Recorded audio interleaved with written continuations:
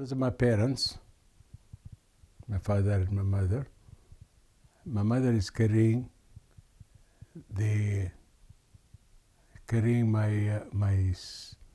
1, 2, 3, 4, 5. She's carrying my sister, Neely. The one on the left, the little boy standing, is me.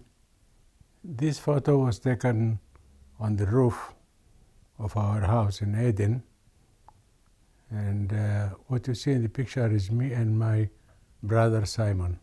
This photo was taken at the Selim Jewish School. I think it's around 1952-53.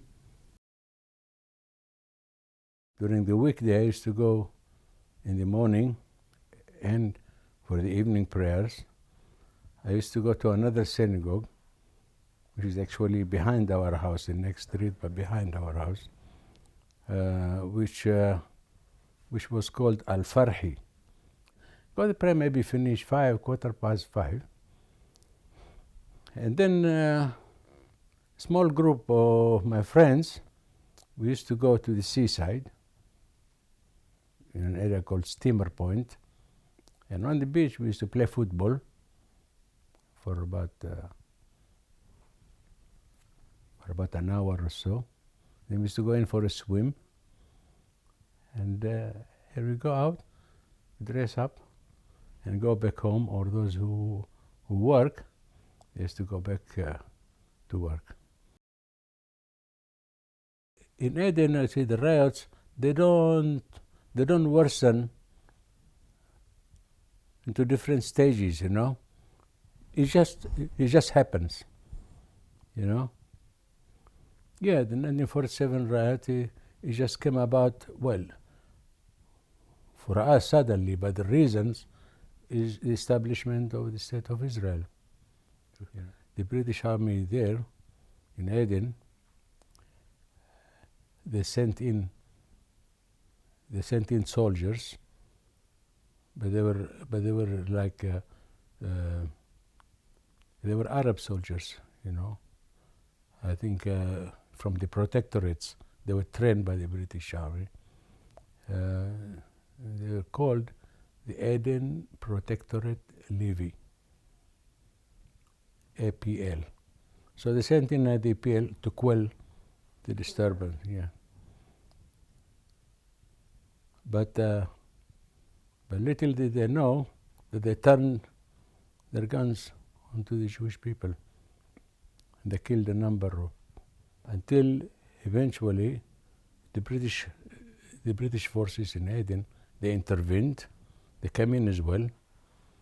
They withdrew the APL as far as I know, and everything then sort of quietened down.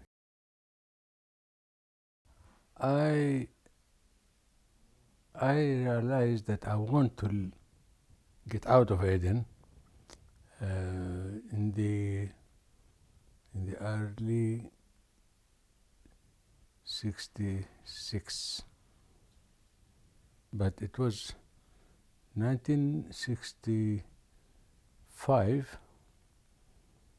I remember I was one Shabbat, I was in the house of a friend of mine,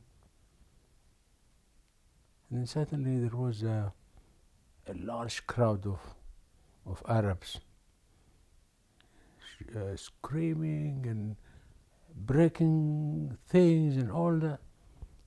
My mother phoned me. Mother was scared that I might come home while the thing was at its worst point, you know.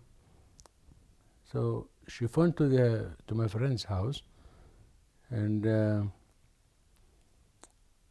my friend spoke to her, and she told me that don't let Yehshooa go out.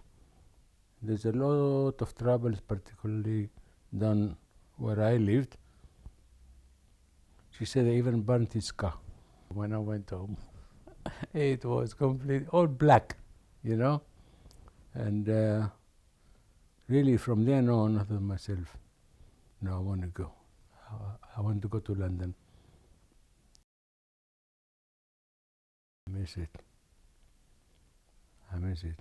Once, about 5, 6 years ago, there was talk that probably about half a dozen of friends will go just for holiday for a week, then come back. Sometimes even I think to myself, I will not tell anyone. I'm not talking about the family, say anyone else outside. I'll just go to Aden for 2, 3 days and come back. You know? I just want to be able to drive there and go out the places that I know, that I want to see, you know, take a few pictures, maybe video, then come back. It's not that you don't like to be called British. No, it's nothing that at all.